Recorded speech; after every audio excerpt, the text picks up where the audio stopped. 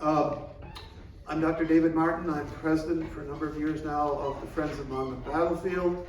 We are a volunteer support group for the park. We give the second Sunday lecture series, which started last year. And second Sundays roll around pretty quick since I'm doing 12 lectures. Some are recycled, some are new. And it's proven quite popular. We average around 40 people a session, and actually I'm getting bookings now at different county libraries to spread the word as we get close. Well, we're actually in the 250th of the Revolution, with Battle of Bunker Hill being celebrated next week, which is why we had to move the battle reenactment, which the Friends co-sponsors along with the state park system and the reenactor groups, is this year the 28th and 29th, so we'll actually be going on the date of the anniversary of the battle. Of course, the big anniversary is yet to come. The battle was fought on June 28, 1778, so in 3 years there will be a humongous reenactment, which we're in planning stages for right now. And just stay tuned. We'll keep you posted through the newsletter or through these talks on what's going on. Besides giving the second Sunday series and co-sponsoring the reenactment, we do tours the first Sunday every month at 1:30 of different parts of the park. And the locations, since there's 4 or 5 sites we go to, will be on the website each week. And there's a special tour going on this month, just because the battle is late, on the 21st, which is 2 weeks from today. I'll be doing a talk at the Battle Monument in town, which a lot of people aren't familiar with because it's not in the park. We're kind of like at Yorktown, by the way, that our monument is bigger than Yorktown's, but the same problem at Yorktown, the battle monument is in the town and the battlefield is outside the town. So a lot of people haven't seen it with the iconography of it and what fighting happened over there. So that'll be in 2 weeks, Sunday 1:30, tour of the Battle Monument in town. Again, all our walks, talks, and tours are listed on the website. We also provide the docents to keep Craig House open because the park has limited staff and is unable to do everything they would like. That's why we're here as the volunteer group. Craig House is a historic 1750s colonial period farmhouse over at the northeast corner of the park off of Route 9. And it's open on Sundays from 1 to 4.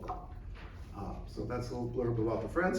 If you're already a member, thank you. If you'd like to join us, we have an application online and on the website. Okay, now Molly will wander around. I'm a school teacher, and I take her to school with me, and we take Molly breaks. And when she gets real bored, what did you do? I just gave you a chew thing. Daddy has only one more chew thing, little dog. I will show you Molly's trick.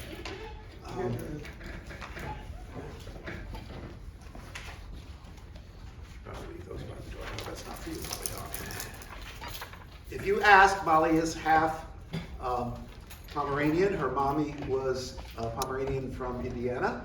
Her daddy is a Shih Tzu from the Ukraine in Russia, or part of Russia.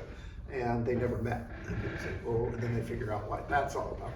So Molly wants to dance. Dance. Oh. That's my good girl.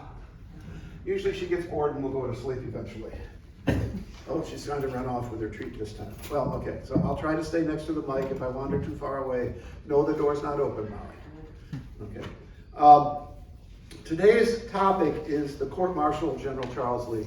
Now, this is an esoteric topic because most of you have never heard of General Charles Lee. He was an important person in his time and had an important aspect on the war and on this battle in particular.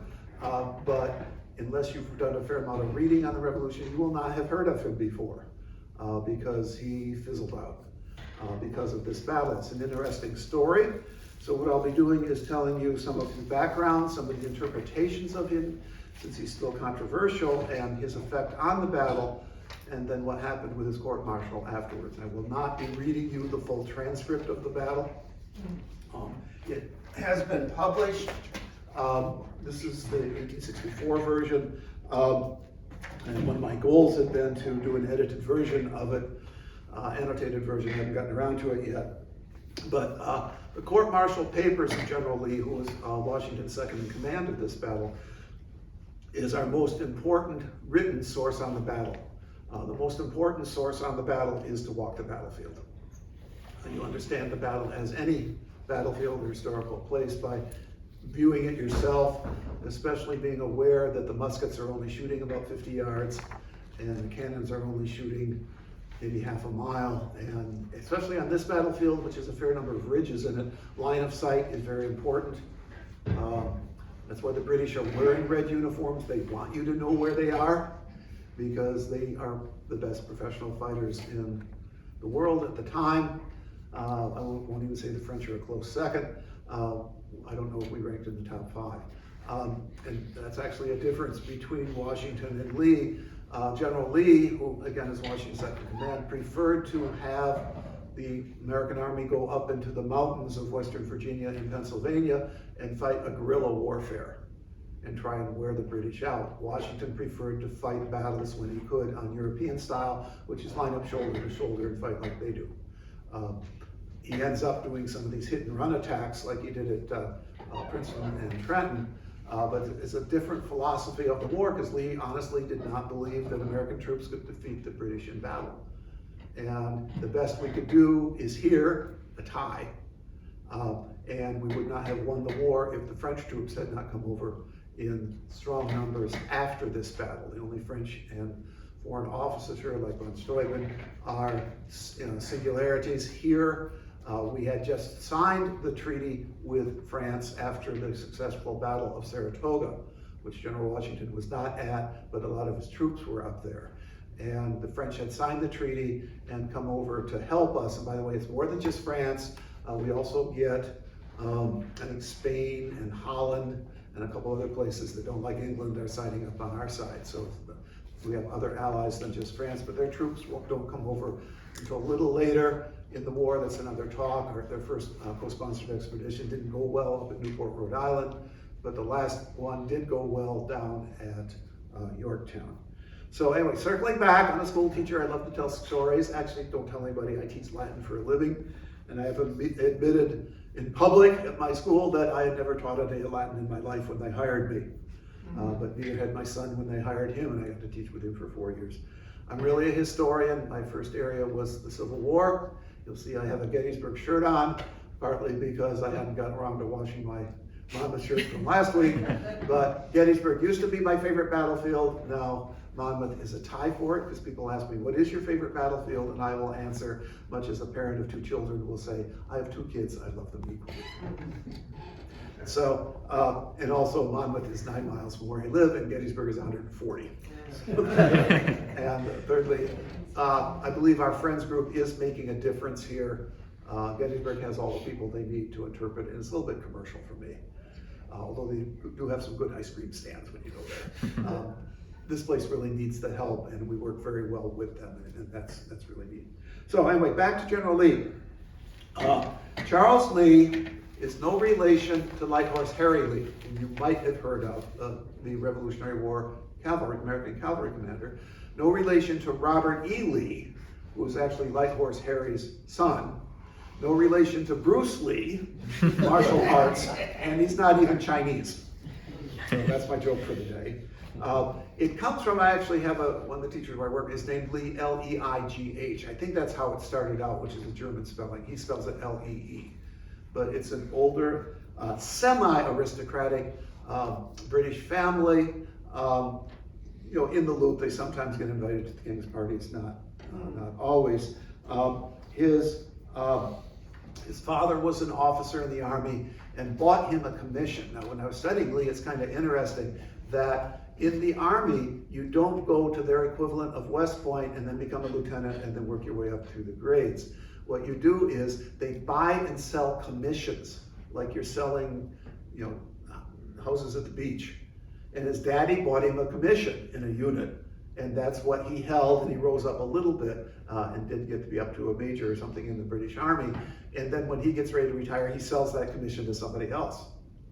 So it's a meritocracy, it's a plutocracy because of the wealth there, the way that the British officer system worked. And quite interestingly, at one battle, it was at Princeton, Washington was riding in front of the troops, and the British regiment lined up to shoot at him, and the British commander said, don't, that's not gentlemanly.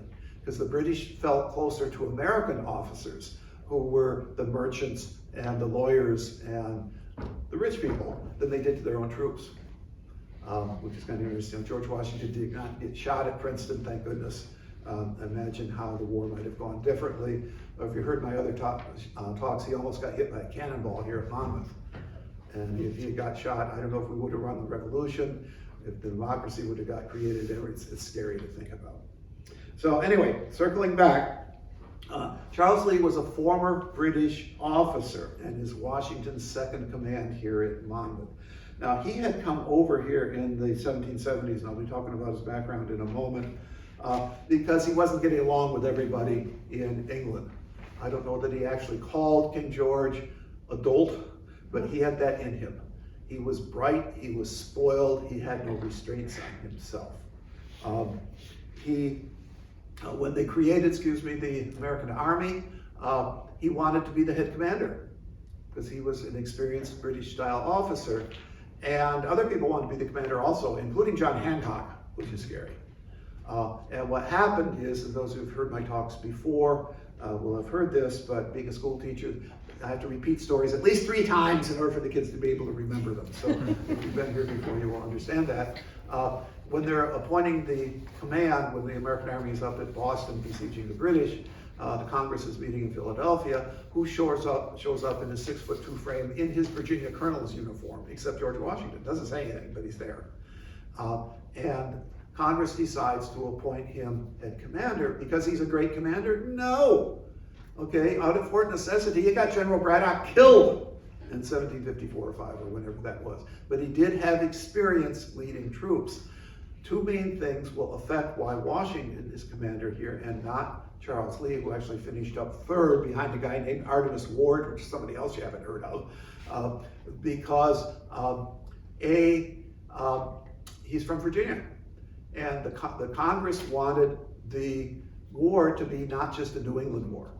And if they put John Hancock or Artemus Ward in charge up there, it probably might have remained in a New England war. But by putting Virginia and Washington in charge, and Virginia's the biggest state, then you make it a colonial war.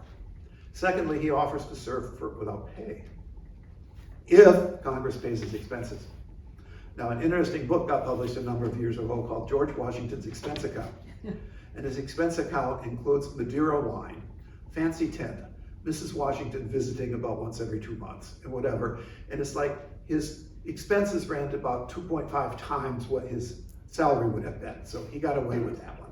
And we got away with it too, because he did win the war for us in spite of his record as 4 wins, 8 losses, 1 tie. 2 of the wins from General Washington were in Boston in 1775 and Yorktown in 1781, which are sieges. The last one won, of course, with French help. The other 2 wins are what I call the sneak attacks at Princeton and Trenton. And the tie is here at Monmouth. He had 8 losses. And I always joke, if he had been manager of the New York Giants football team, he would have been fired before the season was over. And a significant aspect of this battle was we didn't lose it here at Monmouth, despite Charles Lee's efforts. And Washington kept his job and then will win the war and become the first president. And I'll stop talking about Washington because I've already given 2 talks on him this year. He was ideal to be our first president because he had leadership abilities. He could work with people, even though his party, the Federalists, will soon die out after he died. But he has no sons. He cannot set up a dynasty. And that was a concern we had because we just kicked out the king.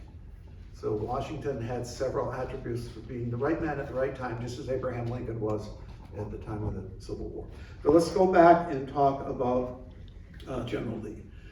General Lee is Washington's second in command. His character is interesting to look at. There were a couple neat books published on him 5 or 6 years ago, which I will mention, and you can go out and do further reading if you want. One author calls him temperamental, conceited, and sometimes downright odd. He's bright, he's smart, he gets along with a few people. His best friends, I think Henry Knox and General Stuyvesant, but he's not friendly with the core of officers who are on Washington's side. One biographer thought he was bipolar. I don't think all the characteristics are there, but it's hard to diagnose from a distance.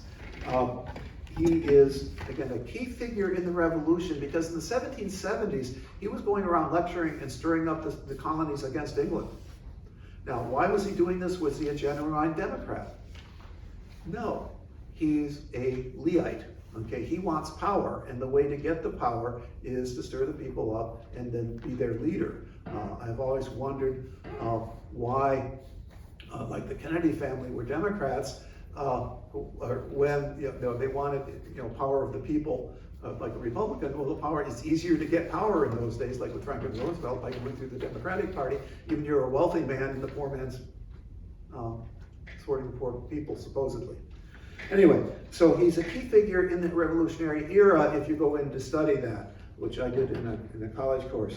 And again, the two biographies that I mentioned that are out right now are, one is by a guy named Mazzagetti, M-A-Z-Z-A-G-E-T-T-I.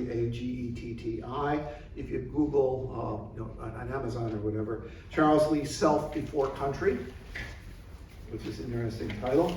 And another by a guy named Pappas, P-A-P-I-S, Renegade Revolutionary, The Life of General Charles Lee, came out 2014, so it's been 10 years ago. A very controversial figure, and you'll see that as we go through the talk. He's born in 1732, so Monmouth is 1778, do the math, I was never very good in math. He's 46 at the time of the battle. Ooh, Washington was born around then too. So about the same age as General Washington. He's from Wales, and his mother was better connected in British aristocracy than his father was. He criticized Parliament and the king all the time. So his father again brought him a commission. I'm sorry, I have no more treats. Did you drop that somewhere? Did you grab up and go to sleep and be a good girl? Or try. So his father brought him a commission in the 44th Foot. He was wounded at the Battle of Fort Ticonderoga during the French and Indian War in 1758. But he called the main British general, General Abercrombie, our booby in chief. You don't really speak that way of the king or your commanding general. He later said Washington could not command a corporal's guard. And we'll see as part of the court-martial grouping, he wrote an excellent speech, and I'll get that line out of the way right now, when he asked for a court-martial. Now, some of these stories are out of order, but we'll pick them up again when we get there. A court-martial is a military court where they will hear military charges against you, and then vote guilty or not guilty. It's like a regular civil trial that you can be found guilty or not guilty. And Lee will be charged with not following the general's orders, conducting a disorderly retreat, and disrespect of General Washington after the battle. But court-martial doesn't mean you're automatically getting convicted. The most famous case I can come up with is General Scott Swilly Maxwell, commander of the New Jersey Brigade, who was accused of being drunk at the Battle of Germantown. And they had a court-martial, and they acquitted him, whereupon Washington gave a case of wine to every one of his generals. He was known to drink, but he wasn't drunk on the battlefield, General Maxwell. Lee will ask after the battle for this court-martial, in which we have the record of transcript, and as I said, is our best single written source on the entire battle, even though he was only in the first half of it. He came to America, never legally married. He apparently had a Mohawk Indian wife up in upstate New York, and the Indian name for him, they'll call you, Big Horse or something like that, was Boiling Water, which I guess refers to his temper, and he's too hot to get next to or something, but that's what his Indian natives called him. He might have had some children with that Indian. We didn't know. One of the recent authors thought he got VD from somewhere. We really can't tell right now. The records aren't clear. In the 1770s, he was living the life of what one of his biographers calls a comfortable wastrel. He had family money, he spent it. He traveled in Europe, but his actual occupation was in the military. So he moved to America for good in 1773, Did he genuinely believe in the American cause? As I hinted earlier, I don't think so. He just saw this as a means for advancement and attention. Kind of like Molly here. She likes attention. You give her attention, she'll be your friend, and with your hand there. He was a friend of Washington, or at least knew Washington socially even before the war, and expected, as I said, to be appointed head American general in 1775, but wasn't. He was disappointed at that, but he did stay in the army. Now, one good move he made was he was still a British officer, technically, on leave, that he resigned his British commission. And he was damn lucky he did, because we'll be talking about in a moment we'll get to that. He did a good job when he didn't make Army command, but he was a sub-commander. He did a good job down in Georgia early in the war. And in the New York campaign, he was in charge of Fort Lee, New Jersey. It's named after him. And the American troops in defending New York City had Fort Washington, which was at the Manhattan side of the Washington Bridge, and Fort Lee on the other side. And Washington, after he lost New York, which is his first big solo campaign, and he lost it. We talked about that last time or two. Some of his senior generals said, no, we can hold on to Fort Washington. And Washington said, well, okay. Well, promptly got captured along with a lot of generals and supplies and big cannons and a lot of stuff. And then the British captured Fort Lee. So General Lee took part of the army over towards Morristown. Washington took most of the army straight across New Jersey, heading for the security of the Delaware River. Lee hung behind. Now, he claimed later he was hanging behind so that when the British came down the turnpike, but the turnpike wasn't there then, of course, chasing Washington, he would be up at Morristown and could get them in the back or the rear. I think, or some of the officers were, he was waiting for Washington to get defeated. And he would not take part in the defeat because he wasn't there. And he thought he would get appointed the new commander if Washington get defeated. So Lee is just kind of hanging out, even though Washington keeps sending him orders, meet me in Hopewell, meet me in Trenton, meet me on the other side of the Delaware. So what does Charles Lee do? He goes to Basking Ridge and spends the night with Widow White, which is a very interesting Revolutionary War story. The site of Widow White's Tavern is still up there. And while he's spending the night there, about 15 miles away from the nearest troops, the only troops he has with him is his bodyguard, the British, who were over in Hopewell, learned that he was there and got some dragoons together and rode all night on horseback to Basking Ridge and caught him the next morning, literally with his pants down.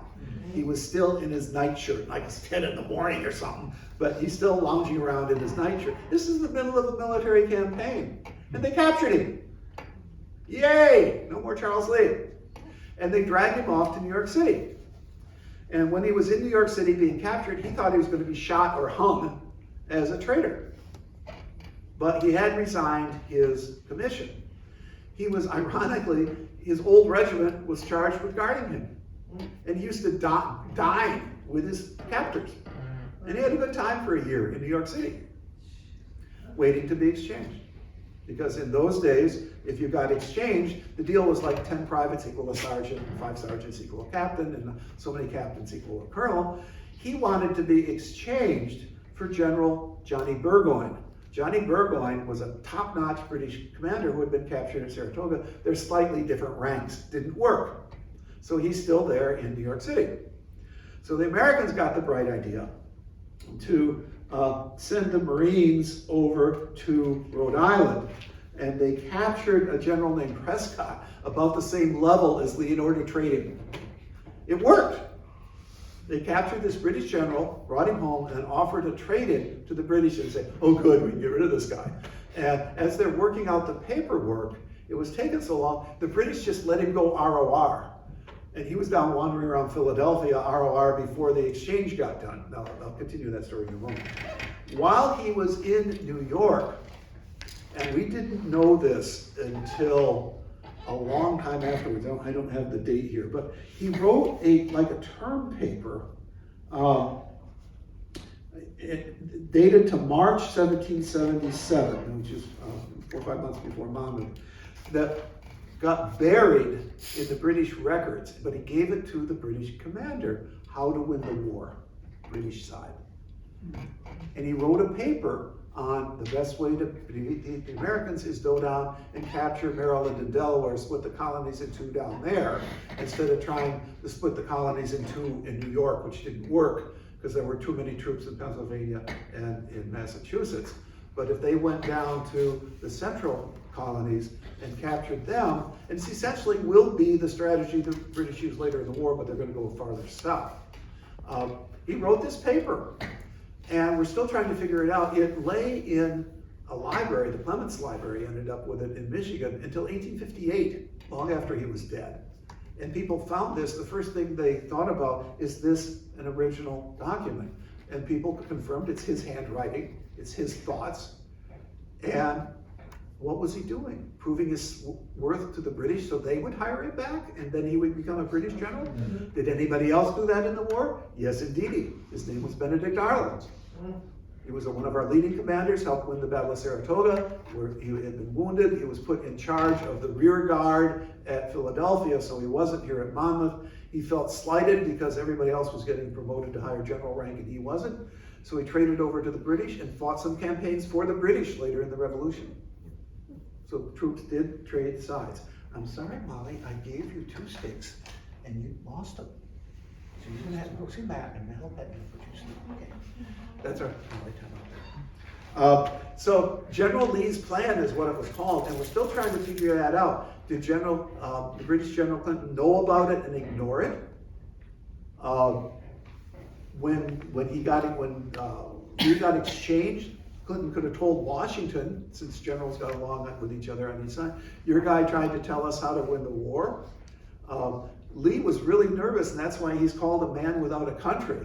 He had been a British officer, he essentially resigned his British citizenship in order to become an American general. Then he goes back and writes a war plan for the British. So he is on tenterhooks, or whatever the metaphor is, when he got back to the American Army.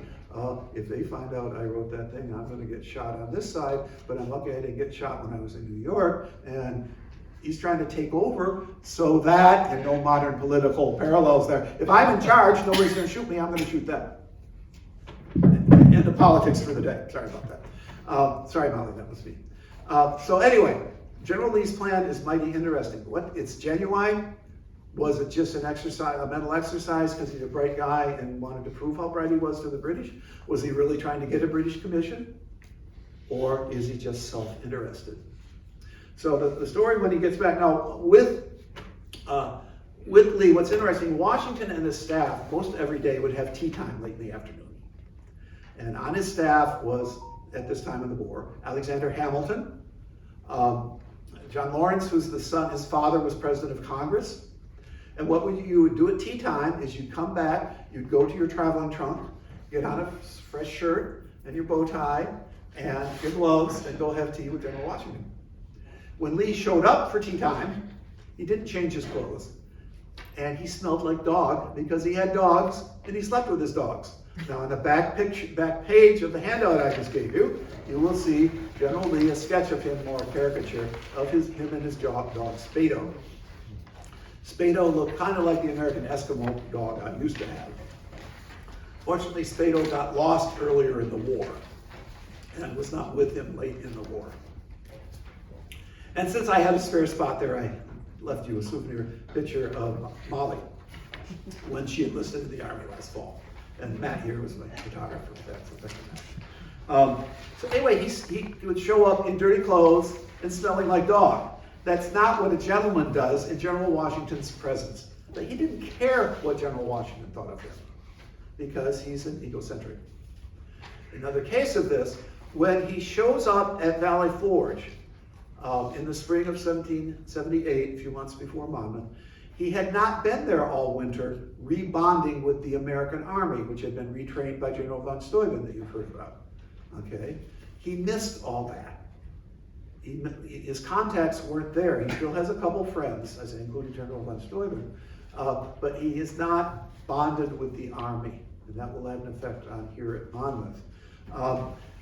General Washington, being a gentleman, gives him a welcome back dinner at the David Potts house, which is still there on the edge of the Valley Forge National Park. You can go look at it. And Lee says, thank you. And Washington said, why don't you spend the night here in my headquarters?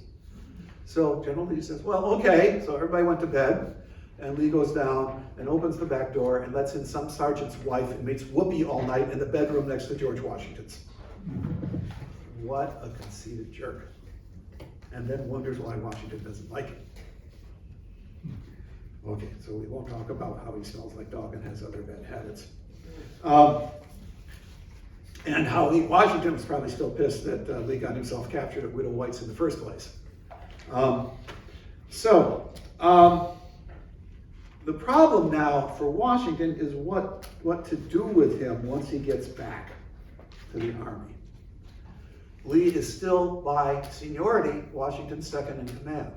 Even though Washington works with more General Alexander, otherwise known as Lord Sterling, as his effective best second in command. The best fighter in the army is probably Anthony Wayne, though he has not risen to the full rank. He will be the next, or a next commander of all the American armies in the 1790s. Mad Anthony Wayne, he got that, not here at Monmouth, he didn't get that name. He got that fighting Indians out in the 1790s. He is the only American officer involved in all three stages of the Battle of Monmouth, which is another talk. So Lee is in an awkward position. He is still technically Washington's second in command. He doesn't like Washington. He wants Washington's job. And what to do with him? So in the campaign here at Monmouth, how is Lee involved? What does he do? Did he really screw up? Should he have been court-martialed? And that's the topic. I gave him half an hour of background already. Washington did not want to attack the British Army as they withdrew from Philadelphia to New York. They left Philadelphia because they feared the French army would come and sail up the Delaware River and catch them there. Again, those of you who have heard my talks before, by European standards, if you capture the enemy's capital, the war should be over. Okay, Napoleon captures Berlin or Moscow, he should have won, although they didn't with Moscow. The Allies capture Paris, Napoleon's done, unless you put him to Elba and then he comes back and gets done again. The British captured Philadelphia. The war should have been over. We were too dumb to realize that. Congress packed up and moved to, of all places, Lancaster, Pennsylvania, and kept the war going. So the British were in Philadelphia having Philly cheesesteaks all winter, and the Americans were starving to death at Valley Forge, sort of. Just be aware that we didn't pull into Valley Forge until December. It was a relatively mild winter. The winters up at Bolingbroke and Morristown here in New Jersey were much worse. The big problem was there are lots of supplies available, they just aren't getting to the troops because you have to hire farmers with wagons. And that was the holdup. I guess not like present-day New Jersey where there's warehouses and trucks all over the place. There was food around, it just wasn't getting to the army. So Washington made General Nathaniel Greene, besides being an infantry commander, also the head commissary. And Greene set up a supply dump right across the Schuylkill River from Valley Forge, and by spring the troops were getting fed. Thank you, General Greene. General Lee have anything to do with that? No.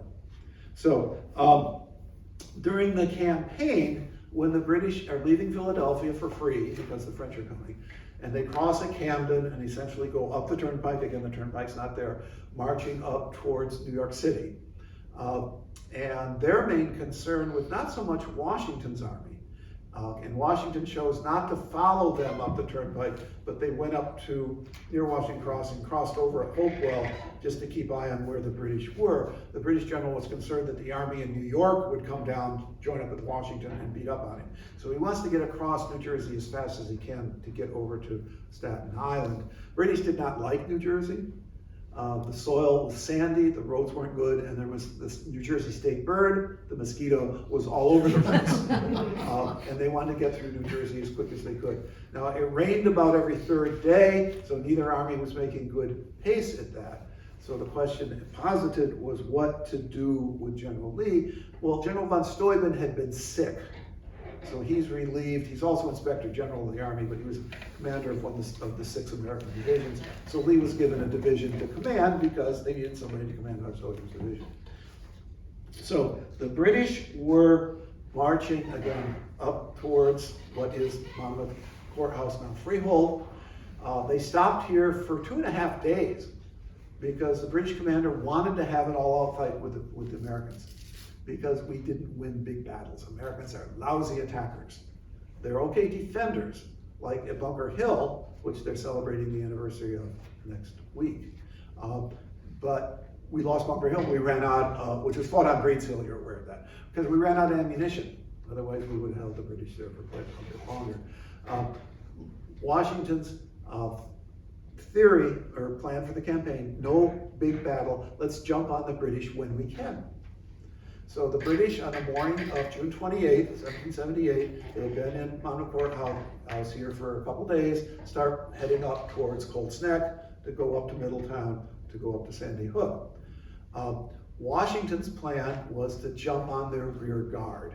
Washington's army was over at what's called Gravel Hill in Monroe Township, and he puts a force together under General Lafayette that was going to go and catch the British rear guard, around 2,000 men that was still in Freehold, Monmouth Courthouse, while the rest of the army was evacuating that morning. He offered initially command of this rear guard to General Lee as a courtesy, as second in command. Lee said, "No, I don't want to do this. It's stupid to fight the British." Okay, so Washington gave command of the attacking force to General Lafayette. Even though he's young, Washington liked Lafayette a lot. Now, if you heard my other talks, we've been through that. Lafayette came to America, also offered to serve on his own penny, which he did, left his pregnant wife behind. The King of France had told Lafayette, "Don't you dare go over there," so what did Lafayette do? Went and bought a ship and sneaked over here. Anyway, he and Washington got along very well, partly because Washington had no sons, and Lafayette had lost his father at a young age. But there was a language miscommunication here. As a foreign language teacher, I need to share this. Washington says to Lafayette, "Welcome to my family." Family in American talk is the staff. The staff is the general's family. Lafayette writes a letter home real quick. "Oh, Washington's taking me like his son." Okay, they did have that kind of relationship, and Lafayette became a decent general by the end of the war. It did help that he was wounded over at Brandywine, but I tell another story. So Lafayette has command of this advanced force because Lee turned it down, and then Lee said, "No, I think I do want it." So the night before the battle, Washington has to give that command to Lee. And in order not to make Lafayette's nose get out of joint, he adds a few more troops to this advanced force. So the advanced force is around 5,000 men. About a third of the American army is supposed to head into Freehold early the next morning to jump on the British guard of 2,000. Should have worked, except Charles Lee was in charge. So next part of the story I can probably tell without my notes, so we can move along and get to the actual court-martial.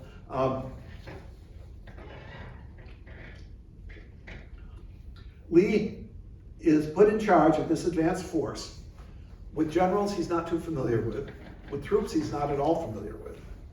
And he calls a meeting at 5:30 the night before the battle. They meet at the Village Inn in Englishtown.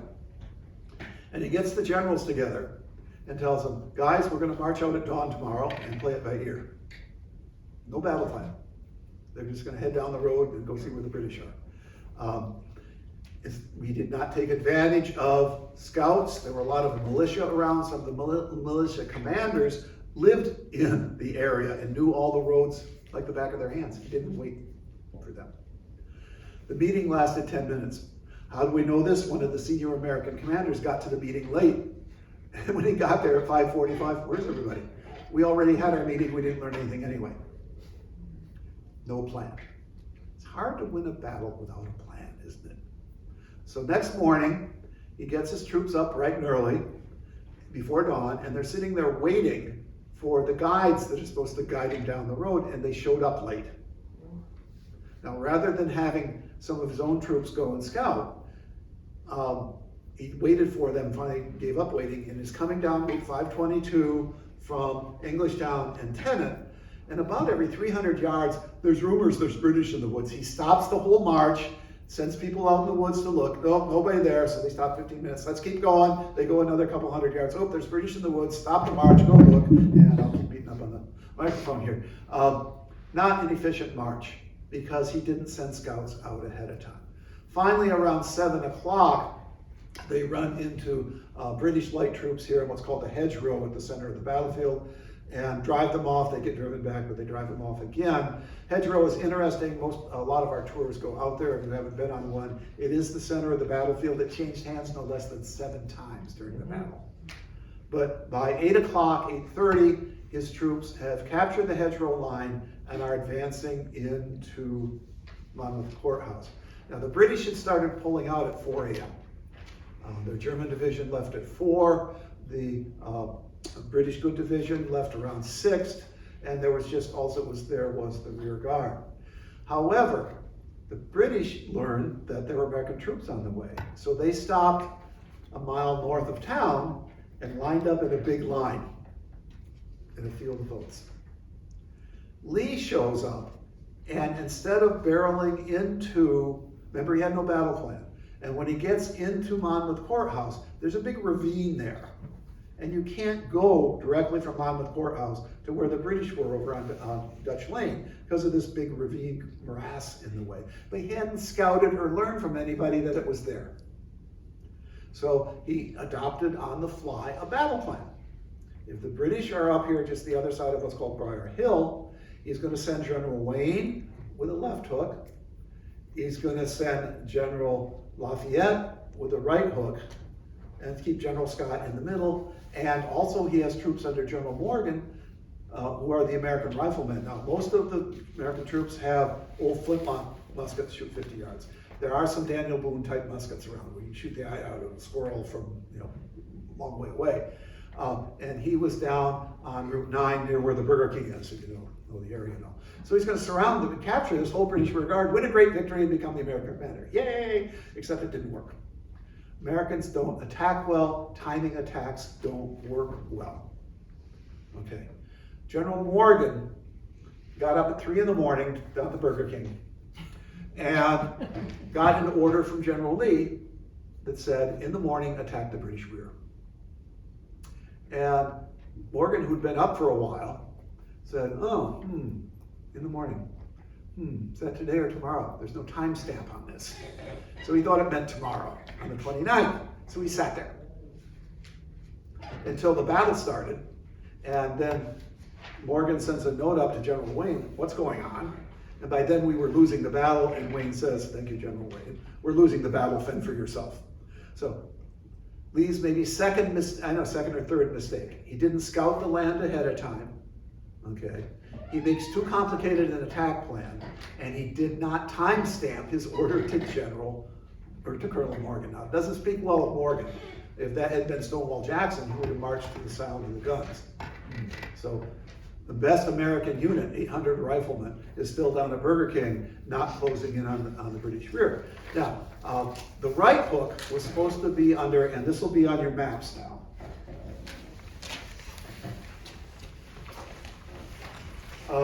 The first map, by the way, the first map, it says 257 in the corner. You can see where the British rear is over there towards the right, where it says Cornwallis. And you can see the arrows going all over the place. This is the map that says 257, not the one with the dog on it. But, it's confusing just to look at the map with all these arrows, but that's Lee's battle plan. Part of being a good general, and General Robert E. Lee in the Civil War was good at this, is understand the abilities of your generals, okay? If you need somebody to hold a position, maybe General Longstreet should do it. You need somebody to attack an enemy position, Stonewall Jackson should probably do it. Know your generals, or make battle plans in accordance with what the skills of these generals are. Lee wants to capture the British rear guard to get glory, and maybe he can call for charge of the army. So again, Morgan is not attacking from the rear because of bad orders. Lafayette is supposed to attack the British left. He's the American right hook. No, Lee assumed, and this came out in the court-martial, that Monmouth Courthouse was a bigger town than it was, and it had in it stone houses and orchards. Now, why are stone houses important? If you know Waterloo, there's a place called Hougoumont that the Allies held for quite a while, delayed the French attack. At Germantown, there's the Jew House. Stone houses, colonial houses, can be fortresses. And he wanted Lafayette to go into Monmouth Courthouse, take over these stone houses and orchards, and then use that as a base to attack the British. Turns out there's not many houses at all, maybe 40 in Monmouth Courthouse at the time. Maybe 2 of them were made of stone, and there's not lots of orchards. Bad plan. Lafayette is the commander of this. He is young and aggressive. He has 4 regiments with him. He goes with the lead regiment and leads them up towards the British and gets ready to yay charge and looks behind him. There's nobody there. Just a few troops that followed him. The other troops said, the British are all up there. We're not going up there, and went into the nearest woods. Lafayette was too aggressive there and had to pull that attack back. So the attack from the rear didn't work. The attack from the right didn't work. The troops in the middle were supposed to, and Lee told the troops in the middle, don't be too aggressive because you'll scare the British away. So they stood there for a while, and it was hot. So they pulled back into the nearest woods to be cool. General Wayne, who's leading the attack on the left, see how far he got on that map. He looks back. He does not hear fighting down by the town where Lafayette's supposed to be. He can't see Scott in the middle because Scott's troops had pulled back into the woods, and he thought, uh-oh, I'm out here all by myself, and he started pulling back. Now, Scott's troops were there, but they had pulled back to get out of the sun into the woods. When Wayne's troops started retreating, Scott's troops started retreating. General Maxwell, who's in the second line with the New Jersey Brigade, says, everybody's retreating, what's going on? So what's he going to do? You're going to stand there? You're going to look for General Lee, whom you can't find, whom you don't like anyway. So he starts marching back, and the whole army disintegrates. And this is the first charge against Lee, is that he did not follow the General Washington's directions to make an attack on the British. He made it be too convoluted, and by the time this double envelopment sort of got together, it fell apart. Meanwhile, the British, General Clinton, had been waiting for just this thing to happen. Remember, he lined all his troops up north of the battlefield. He comes charging across the field, and if you look at the next map, which has a 267, I think, down in the corner, you see all the big dark arrows? That is the British troops chasing the crap out of the Americans. Now, fortunately, 2 items here. We did not lose a lot of troops in this fighting. There were some troops lost to cannon fire. Most of them are going to fall from heat prostration. And if the Americans are good at anything, it's retreating. And the one thing that Valley Forge taught them was how to retreat in order. That doesn't make sense, but you retreat 50 yards, you stop, fire a volley, you make the enemy stop, fire a volley or 2, march up, go back. We had a good retreat. Thank you, General Von Steuben. But General Lee went with the flow. And the second charge against him in the court-martial will be conducting a cowardly and shameful retreat. His army, 1/5 of his force, 1/3 of the American army lost with very few casualties because he did not have command control. If he had made a direct attack on the British rear guard, all the troops would have been in sight of him, and he would have charged them forward and either win or lose, but at least engage. But you can see from that map how we're losing the morning battle, and that's the first third of the battle. When these troops were withdrawing, and again, he stopped every 100 yards or so with his cannons to form the cannons, shoot at the British, make them stop. He did slow them down. When he reached Wemrock Road, here on the battlefield, just near the Wemrock Orchards place, he was there with some cannons shooting at the British, and Washington shows up. Now, Washington was not on the field in the morning. He trusted Lee, maybe that was a mistake in the first place, to follow his orders. Okay. He was actually in town at the home of Dr. James English. Now, English Town is not named that because it's English people. Germantown in Philadelphia, I think there's Germans that founded it. English Town is named after 2 brothers named English. James English on the northwest corner of town near the McDonald's and the flea market had the nicest house in town. Washington stopped there for brunch. And during the course of the morning, Lee sent a note back to him, "We're winning." Because he did carry that first attack on the hedgerow, Washington wrote a note to Congress. "We're at Monmouth, we've engaged the enemy, and we are winning." But then towards 11:30, he starts hearing cannon shots and things that shouldn't be happening. So he hops on his horse and rides to the battlefield. On the way, and this is another talk I give on Washington minute by minute at the battle, he starts running into wounded soldiers, runaway horses, confusion.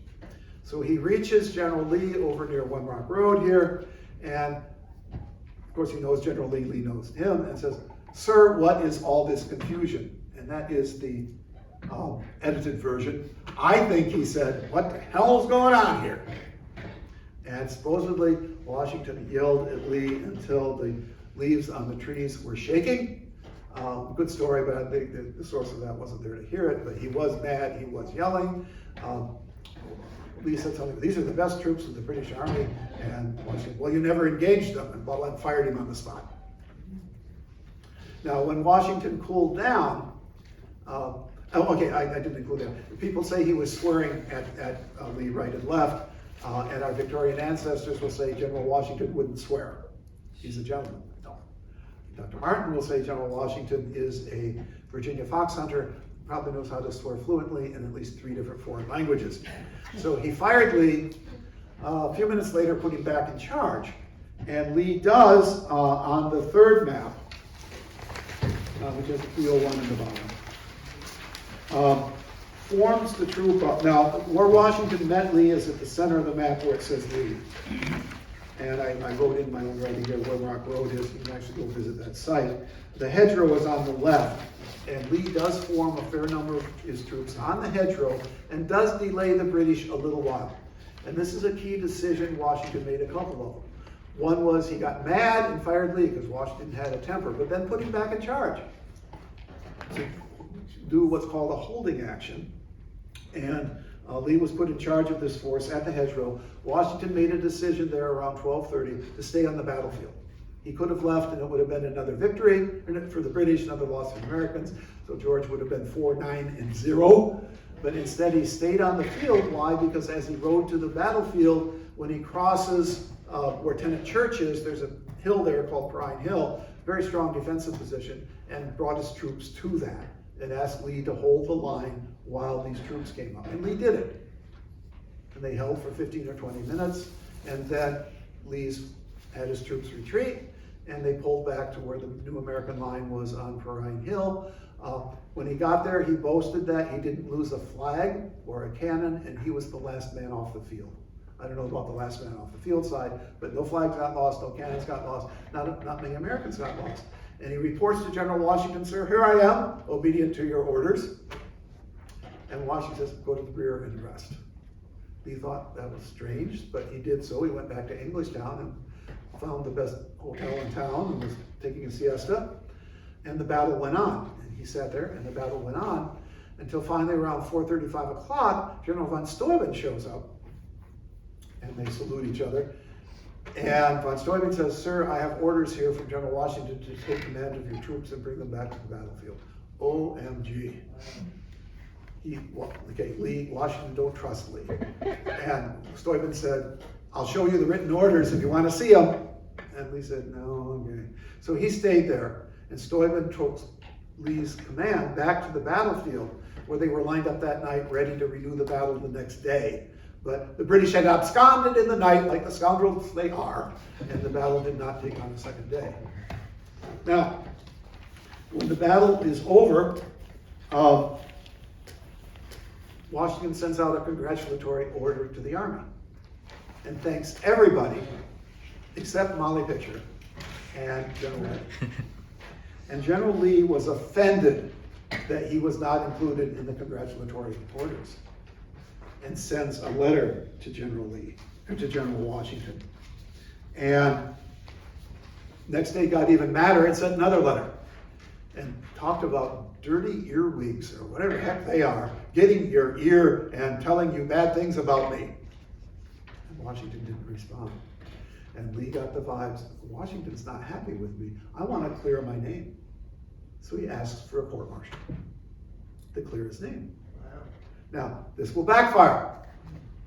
If Lee had not asked for the court-martial, Washington probably would have just let it go. Because there's other battles where American generals retreated and they didn't get court-martial. But Lee insisted on it, especially since the second letter wasn't very polite. So Washington says, Lee, you want a court-martial? Fine with thee. So Washington put together a court-martial board. Now what's interesting about this, and we have the whole transcript of the court-martial itself. The court-martial lasted about a month, and as the British were moving north towards Middletown and Sandy Hook in New York, American Army went up to New Brunswick and then farther north. And the court-martial didn't meet every day, but like every other day.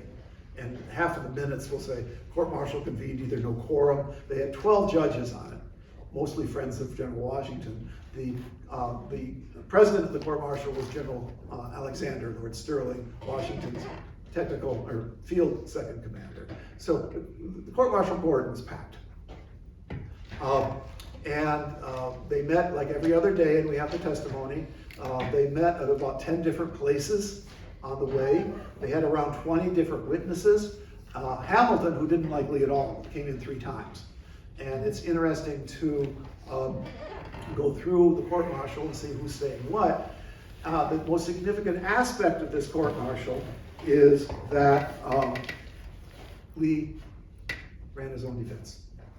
Now there's a famous saying by President Lincoln, he who has himself for a lawyer has a fool for a client. You may have heard that. So there are 3 charges. I know I'm running a little bit late, but we'll try to wrap this up. First, that I hinted at, charge disobedience of orders and not attacking the enemy on the 28th agreeable to repeated instructions. Second, for misbehavior before the enemy on the same day by making an unnecessary, disorderly, and shameful retreat. And thirdly, disrespect to the commander-in-chief in the 2 letters that were written. Okay, so we can go through all this evidence, which you can, again, probably get it online to read through the trial. Lee wrote a very long and articulate defense, which makes sense. Yet at the end of the trial, he is convicted. Now, the charges that he was charged with militarily probably did not warrant conviction. Although he argues that he ordered a retreat, although he really didn't. Again, the army melted away, he went with them. He argues very strongly that General Washington did not give him firm orders to attack. Now, on that point, it's about what happened. At Battle of Gettysburg, end of the first day, General Lee says to General Ewell, attack those Union troops up on Cemetery Hill if you can, if practicable. Meaning that don't attack no matter what, because you might see you're going to get creamed. And Ewell chose not to. And the Confederates lost the battle because it was the custom of head commander to say, if practicable, if you can. Okay. Washington, even though he had shown at all the meetings at Hopewell and elsewhere he wanted to fight the British and to defeat a small portion of them, he didn't want to fight the whole army. And the Lee says correctly that he received no firm orders to attack. They were attack if you can, around those lines. Now, he asked at the trial for a copy of the written order from Washington giving him directions to attack. Hamilton wrote it, and conveniently in the trial says, oh, I can't find it. So I think Hamilton was covering up for Washington. So current best thinking is that Lee should not have been convicted on the first charge because he had no firm orders to attack. Okay, the second charge, which was conducting a shameful and disorderly retreat, yes, that's what happened. And when he was convicted, they took the shameful out. That he was conducted an unnecessary and disorderly retreat, got rid of shameful. But even with those 2 charges, military historians, and one of the biographers I spoke about 10 years ago, is a lawyer, that he technically did not deserved to be convicted on those 2 charges. What's the 3rd charge? Disrespect for General Washington. That's the one that hanged him. He was definitely being disrespectful to General Washington. Throughout his long defense, he points out things Washington did wrong and he did right. That did not set well with the jury. So the jury found him guilty of charge number 3 and altered charge number 2 slightly. Guilty charge number 1. What happened? Did they hang him? Did they shoot him? No, they suspended him from the army for a year. If he was really bad and guilty, they should have fired him on the spot. So they said, you're sort of guilty, but you're mean-spirited, go away for a year. Okay. Now, Charles Lee didn't like that. He went home to his estate he had bought outside Winchester, Virginia, and constantly petitioned Congress to reinstate him. Congress got tired of it. They're meeting in Philadelphia. Finally, in December, 5 months after the battle, it comes to a vote. And they voted by states in Congress in those days. By a vote of 7 states to 6, they kicked Charles Lee out of the army forever. They were tired of it. And what's interesting is, in spite of almost losing us the Battle of Monmouth, he is not around now the second half of the war, and we're going to win the war. We won it without him. What's also interesting is that if he had followed General Washington's orders and attacked the British at dawn in the town of Monmouth Courthouse, the whole freaking British army would have been there and he would have got murdered and captured. Because Washington's plan wasn't that good. So maybe Lee was right in that regard. So Lee will be convicted because of his own strong personality. My honor has been affronted. We're lucky he didn't challenge George Washington to a duel over all this. And by the way, several officers of the Americans, from General Knox and some others, had duels with Lee afterwards, because Lee was still mumbling and grumbling about Washington. And dueling was very common, as you know, is what happened between Hamilton and Burr. So Lee gets fired from the army by Congress, goes back to his estate in Winchester, Virginia, and dies of natural causes a couple years later. And he says in his will he does not want to be buried within sight of a church. And where is he buried? There's a church in Philadelphia, just north of Independence Hall. His grave is still there. I go visit him every once in a while and see how he's doing. Just make sure he's still there. Washington was good enough that after Lee died to get his back pay together, sell his estate, and send it to his sister, to Lee's sister over in England, which is kind of nice, even though they didn't get along to each other. So that is the story of General Lee and his court-martial. Again, being this school teacher, to repeat the gist of it all, you probably, or most of you probably never heard of him before he came here. Very important to this battle.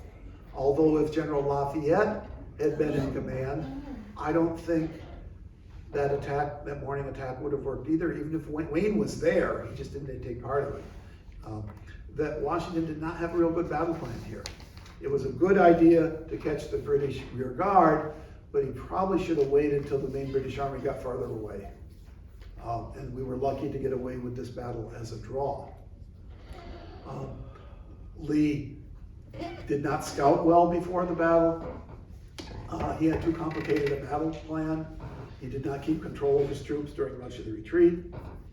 He did hold the hedgerow line for a while. And he thought, when he saw Washington up on Pine Hill, sir, here I am, what do you want me to do now? He thought he was going to get a pat on the back and an attaboy. And Washington sends him back to Englishtown, and that's the last time Lee was on a battlefield. So, did he deserve conviction? I don't know, more lenient court might have not, but it's scary to think what would have happened afterwards. Perhaps Congress would have sent him down to Savannah or somewhere. He just didn't want Washington's hair. He was a general with some skill. But the problem with a lot of these generals is they have a high opinion of themselves. That's why they're generals. And their personalities can conflict. And part of Washington's skill was to get all these different generals to work together. And the ones that didn't left, like Benedict Arnold, who got affronted he wasn't given higher command. And Lee got disposed of, and we won the war without him. So that will conclude my little bit lengthy talk. I love to tell stories. Thank you for sitting through them. I'll be glad to answer questions or talk with you individually afterwards. Thank you.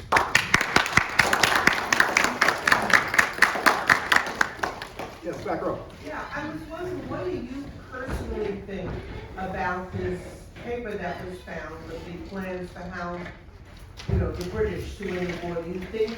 I think he was applying for a job with the British. Yeah.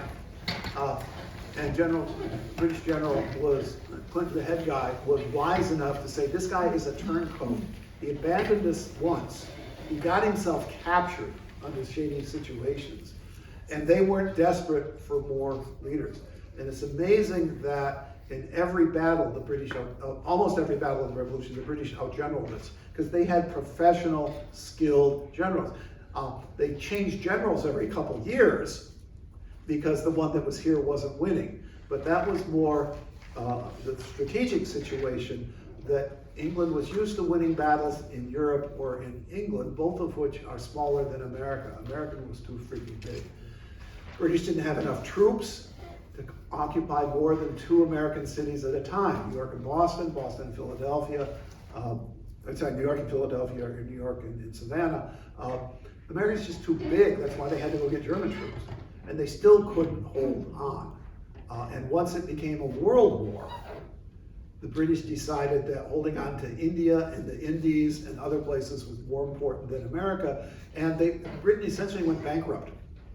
Now, this might have been part of the plan the Confederates had during the Civil War. Keep the war going and going and going until we can get England to come in on our side, and the North is going to go bankrupt fighting it. Well, Lincoln invented the greenback dollar to finance the war, and England and France stayed neutral, and their war plan lost. The British were defeated strategically, more because Washington didn't admit defeat and stayed on, just like Abraham Lincoln in the Civil War did not admit defeat, he just kept the war going. Anyway, your answer, I think he was lobbying for a job, and the British were wise enough, they don't want him because you can't trust him. Yes? Okay, so I'm going to make a statement and then I want your opinion. It's fascinating to drill down the way you did on a specific situation, and then to realize that many of the people who are in charge are egotists who don't really care about what truly happens. It's about what they end up doing for themselves. And like, this is a repeated story throughout history, for which, we are victims on a daily basis. How do you see all of this going out in the future, just the way people are? You need to recognize that, see it happening. I was going to say an upside, nobody lives forever. Alexander the Great had some really good generals with him. He argued with one of them and actually killed him when he was drunk in a fight, but Alexander overextended himself, got sick, and died at a young age. Okay, that nobody's around forever, and part of the duty, and I recognize this as I've reached the end of my administrative career and where I'm teaching, is to train people to follow you and do what you wanted. Washington's strength was not politics. Remember in his departing speech, he said, beware of the danger of political parties. His party, the Federalists, died with John Adams, one president later, because the tenor of the country wasn't that way. And yes, there will be egotistical leaders around that can ride the tenor of the country, but nobody lives forever. Okay, good, all right. And you need to recognize that, and it's a matter, like Sandy wants to, let's go live in Canada for 5 years. And I say, well, I think your relatives are already all there, let's just wait this out. It's scary that when you think you're Medicaid, everything's gonna get cut, but there's been swings back and forth. I taught some American history. There was something called the Know Nothing Party in the 1850s. In 1910, we had restrictions on how many Orientals could come into the country. This anti-immigration thing comes in waves. But I won't consider that was going to make my hamburger at McDonald's, but things resolve, things go on. But again, thank you for your work, because it's important. Well, thank you. Leaders are egotistical, that's why they're leaders. And they will butt heads with people.